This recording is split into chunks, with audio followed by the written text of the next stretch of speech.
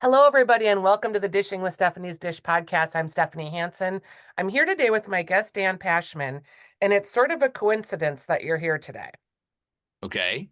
because I just finished. I have a little TV show that I do here in the Twin Cities called Taste Buds with Stephanie, and I just did an interview and a segment with Ann Kim, Oh, my old friend. your old friend who I learned mostly about. I mean, obviously, being in the Twin Cities and a woman in the Twin Cities in this community, we know each other. But the area that I learned about her the most was at a Sporkful event that you did a few years back. And I sat in the audience pre-pandemic, I'm pretty sure. Right. Yeah. 2019, I And think it was. yes, yes, yes, it was close to like where the pandemic was just starting to roll. Yeah. I believe it was April 1st because it snowed a little bit right before the show. And I was like, this is perfect. I'm so glad that I'm in the Twin Cities and it's snowing in April. I wouldn't want it any other way. No, because obviously Prince, sometimes it Right. snows.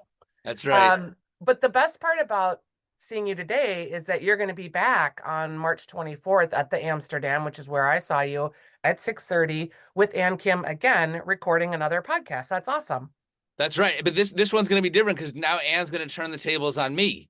So, that's one of the cool things about this. We've done a lot of live Sporkful podcast tapings over the years, but this one's going to be fun and different because I'm inviting guest hosts to basically sort of turn the tables. They get to ask me questions all about my new cookbook and whatever else. And I'm sure I'll have questions too. It's going to be a really fun conversation. But yeah, doors open at 6:30, show at 7:30. It's a Sunday evening. Should be a lot of fun. Anything's Pastable is the new cookbook. You have over 81 recipes that are pasta centric. You're the first person that I've met that was featured on Time Magazine's Best Invention of the Year for your new Yeah. pasta shape. Is it cascacelli? Is that how you say it? Cascatelli. Yeah. Cascatelli. Yeah. Will you tell me Yeah. about it?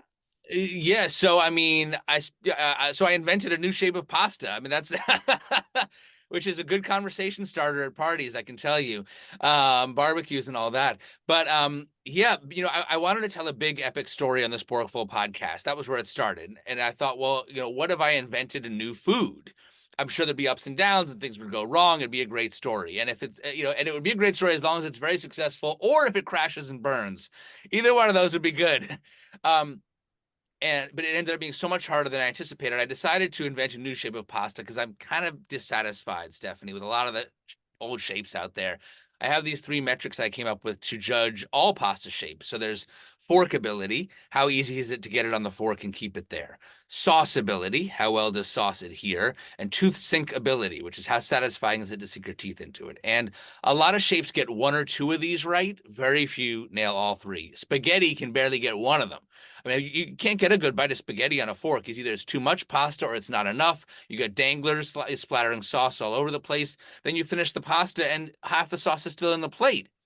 These are Kind of how design I feel. these are design flaws, Stephanie. And so I had the idea like, could I do better? But it ended up being a lot harder than I anticipated. It took me 3 years, and my goal was not just to invent a theoretical shape, but to actually get it mass produced so that many people could try it. And everyone from all the people in the world of pasta that to my wife that I talked to said this was a terrible idea. But after a lot of trial and error and setbacks, the shape launched in 2021 and it's now in stores across the country. It's called Cascatelli. It's a short shape with these two sort of spines of ruffles that stick out perpendicular to the main strip. And so in between those two spines of ruffles, sauce gets in there and it cannot get out. It's got all different kinds of interesting textures, much more varied than a typical pasta. And yes, it was named one of Time Magazine's best inventions of the year. It was featured everywhere from the New York Times and NPR and NPR to Access Hollywood, which was not on my vision board when I started. I did not expect that, but it was all pretty incredible. So I think I've bought this because like it's being mass produced. You can buy it like Cremette, I think makes it, don't they? Well, so there's a version made by the original version is made by a company called Sfolini, SFOGLINI.com. So that's in select stores around the country. You can also order it online right from them. And there's a version at Trader Joe's. Trader Joe's has the Cascatelli manufactured separately. And then there's the gluten-free version made by Bonza that's in Whole Foods nationwide. So those are the Okay. versions out there right now. Yeah, I must have picked it up at Trader Joe's, son. That would make sense. Yeah. I had a bucatini experience this weekend that like we had a bucatini moment kind of during the pandemic where we sold Yeah. out bucatini all over the world. And I hadn't had it for a while and I bought it and I made some fettuccine with it. And I was like, huh, this is just kind of, it's sort of chewy, sort of thick, doesn't really hold the sauce. It just felt like, oh, this was kind of a big waste. And it took about 10 minutes longer to cook. Yeah, I mean, I've had a funny sort of arc within my relationship with bucatini, Stephanie. I started off being opposed to it because I feel like everyone says, "Oh, it's like spaghetti, but it's hollow down the center, so it holds sauce." But it really, it's such a narrow tube; it doesn't hold No sauce. sauce is in there. That's right, and that was my. I kind of, that's why I objected. But then, in as part of my pasta design journey, I went out and just tried to eat every obscure shape I could get my teeth on, and went back to some I hadn't eaten in a long time, like bucatini. And what I did realize that bucatini does do well, everyone talks about it holding sauce, which is, as we said, kind of a lie. But what it does do well is that it has a really wonderful texture, better than spaghetti because it's a hollow tube, but it's such a narrow tube that it has a lot of like sort of tensile strength. And so when you bite into it, it kind of springs back against the force of your bite, and that makes it a very satisfying chew. I think for the right kind of sauce, I don't think fettuccine was the right sauce. It maybe would have had to be like a meat sauce or a bolo sauce, something just a little richer with more meaty texture, I think. Yeah, yeah. In my cookbook, we do a bucatini with scallion oil, and like crispy fried scallions and crunchy raw scallions, and like a soy sauce and butter, like a light soy butter Yum. coating, and then you take a sunny side up egg, a runny egg, and you put it on top, and you break the yolk, and the yolk is thick enough to coat the bucatini. You get the crunch of the scallions and the butter and the soy sauce and the egg yolk, and it's like that. I mean, my kids go crazy for that one. That sounds like a fancy, upgraded, almost like carbonara situation where the egg then Yeah, hits the sauce. I mean, fancy, but I mean, you can do the whole thing in less, in 45 minutes, and it has like six ingredients. One of the best recipes ever is, and I think David Chang maybe invented it, based in his heritage, of course, but where you use the chopped scallions and then you pour the hot oil over it with the ginger and it Right. makes like a green sauce. Putting that on pasta is good too. Yeah, that does sound amazing. I'll save that one for my next cookbook. Will you do a next one? Because I interview a lot of people that write cookbooks, and it feels like there's either those of us that write it once and they're like, oh my gosh, that was so much harder than I ever thought it would be. Or those of us that decide after they do it once, like it's almost like an addiction and you have to keep going. I would say both. I feel both simultaneously. It has been a lot harder than I anticipated, and we're doing a multi-part series on the Sporkful podcast about the real inside story of the process of making it. Because I found that a lot of people, even folks who buy a lot of cookbooks, don't really know exactly how they're actually made. So we did this whole multi-part story that really will you will never look at a cookbook the same way again after you listen to this story. But so in that sense, it was very intense, and just the number of details. That's what's so hard about it, is that the number of details and the number of decisions. I mean, I've done a lot of projects over the years. I've written stuff, I've done podcasts, I've done video series and TV stuff, and all kinds of different styles and events. I have never in my 25-year career worked on anything that required this many decisions. I mean, starting with a decision about what salt to use, which is which keeps cookbook authors up at night. Because even if you just say kosher salt, well, there's different kinds of kosher salt, and they're not all the same level of saltiness. I'm So dying of laughter. right. Even if you say in your cookbook, I use diamond crystal, if someone else doesn't read that, because not everyone reads every word of the cookbook, let's be honest. If they don't see that you said it's diamond crystal and they just see kosher salt and they reach for Morton, Morton is almost twice as salty as diamond crystal, and it could ruin the whole recipe.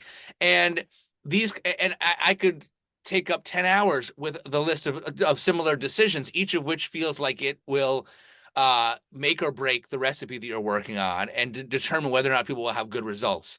So that makes it very stressful and makes me think like I can't do it again. That being said, I'm also the kind of person who just can't stop having ideas that I get excited about, for better or worse.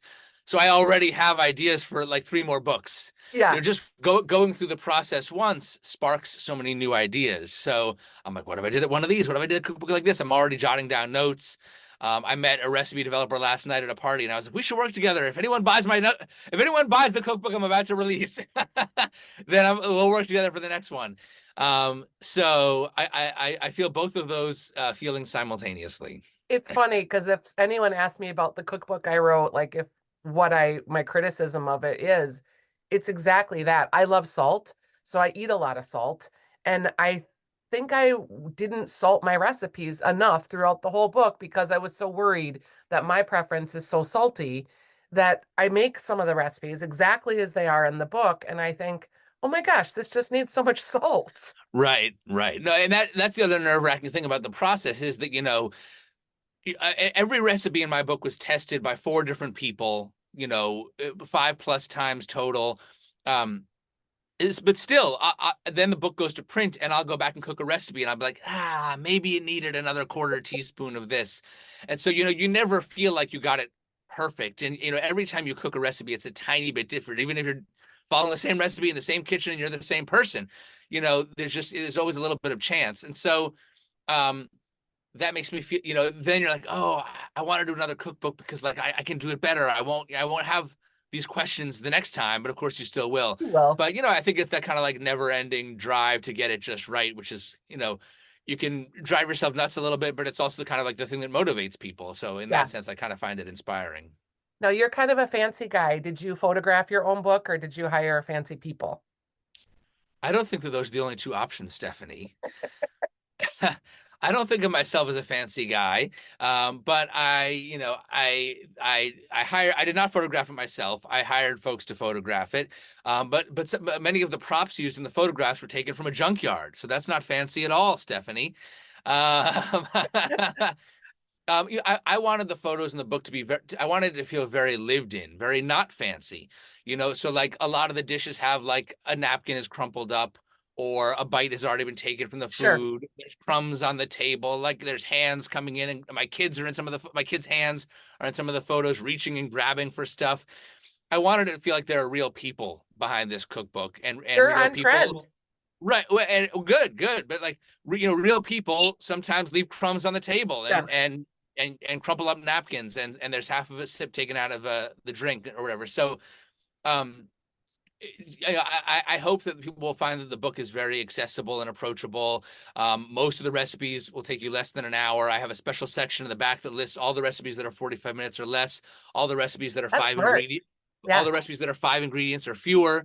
So I think that there's a lot of dishes in here that will feel very familiar, but will kind of encourage you to maybe add one ingredient that you didn't used to put on pasta. Like maybe you're going to do kimchi carbonara. You're going to do cacio e pepe with chili crisp. You're going to do a cauliflower mac and cheese. It's a beer cheese with mustard mixed into the mac and cheese.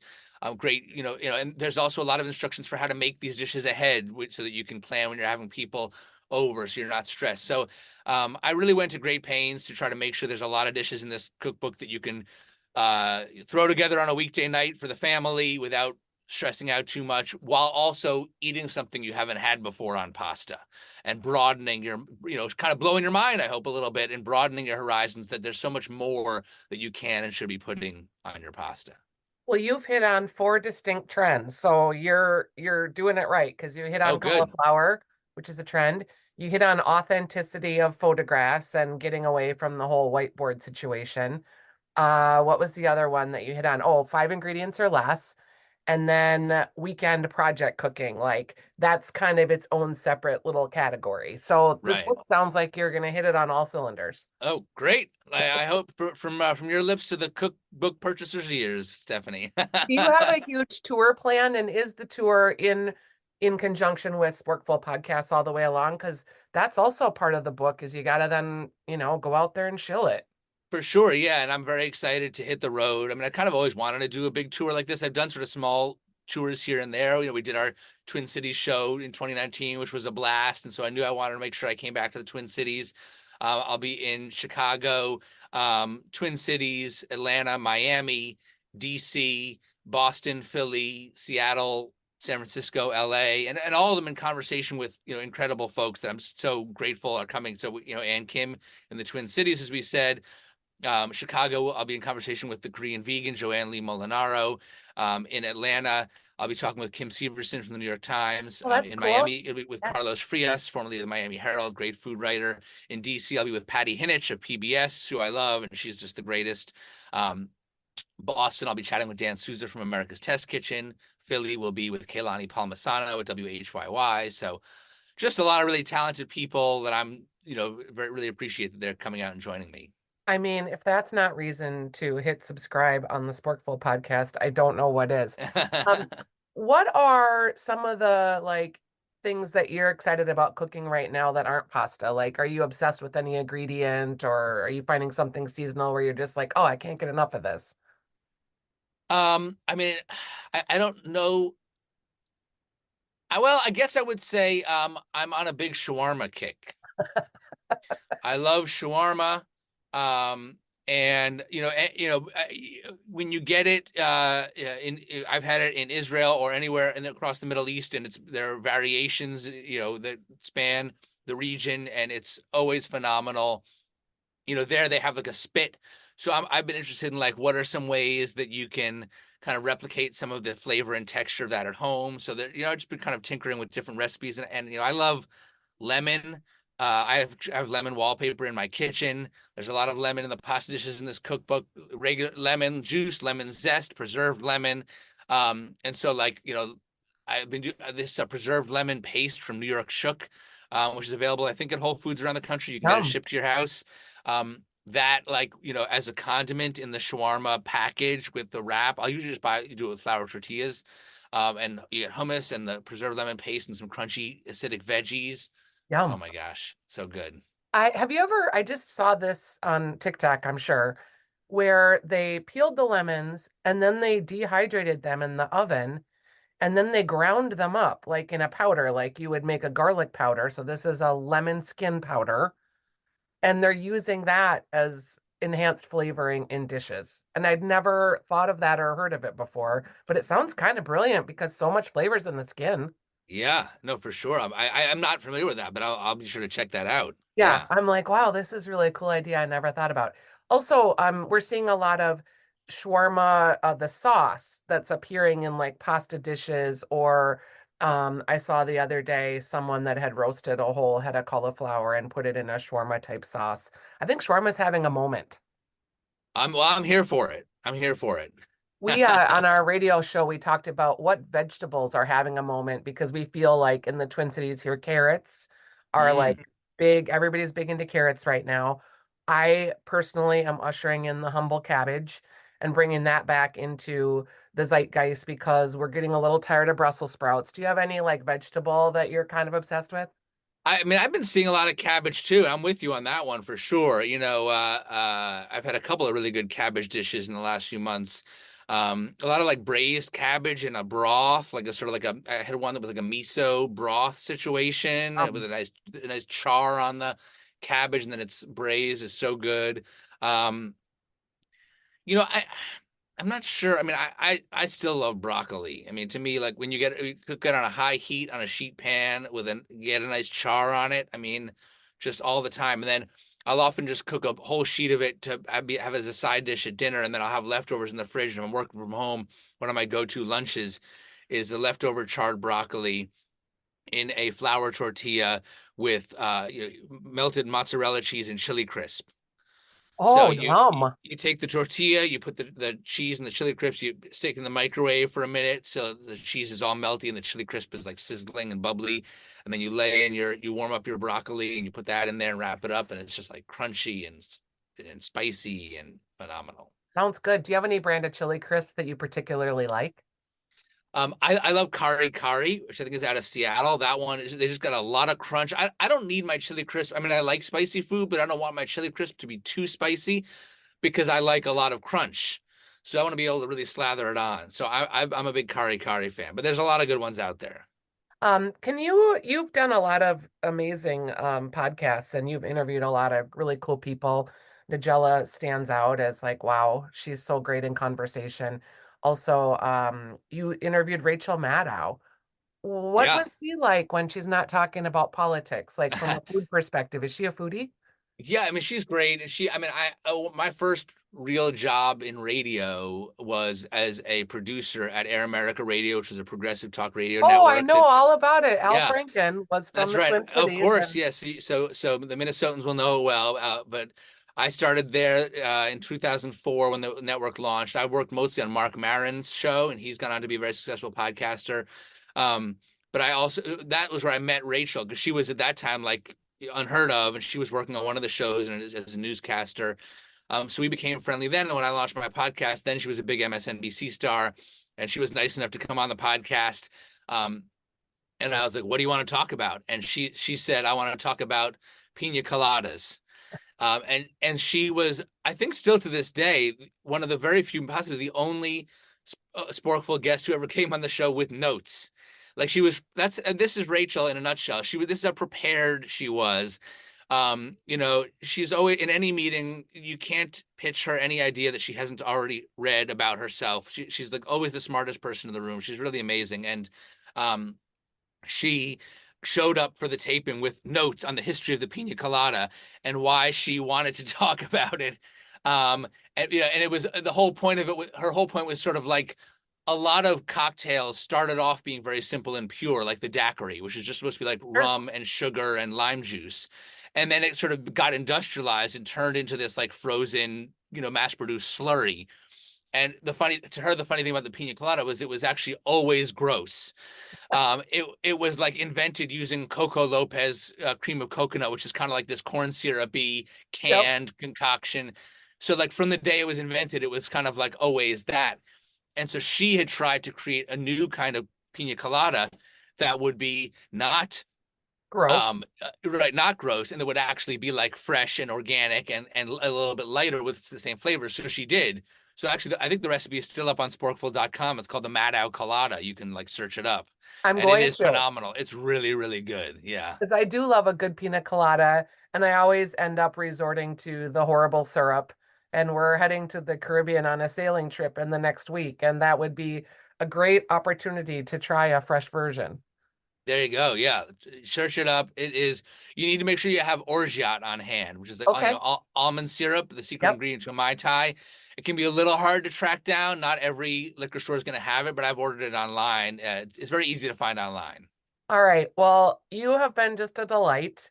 I can see You why your too. show is so popular, and I feel like you're just so relatable and regular, which I know seems odd to say that to you, but sometimes we're in flyover country here, and we have a little bit of a chip on our shoulder about the East Coast, West Coast folks. I understand that, but I lived in Chicago for several years. My wife and brother both went to college in Chicago, which I know is not the Twin Cities, but like Close. I loved the Midwest. I actually didn't want to leave, but I got my career. I got a great job offer in New York, and I had to take it. But I have a lot of love for the Midwest, so I'm excited to be coming to the Twin Cities in March. Yeah, absolutely. Well, we'll put links for people to get tickets to the show. We'll put links to your cookbook, your chili crisp recommendation, your Rachel Maddow colada recipe, all of that in the show notes. Thanks, Dan, for being a guest. I really appreciate talking with you. My pleasure. Thanks, Stephanie. Okay, we'll see you soon. Bye. Bye.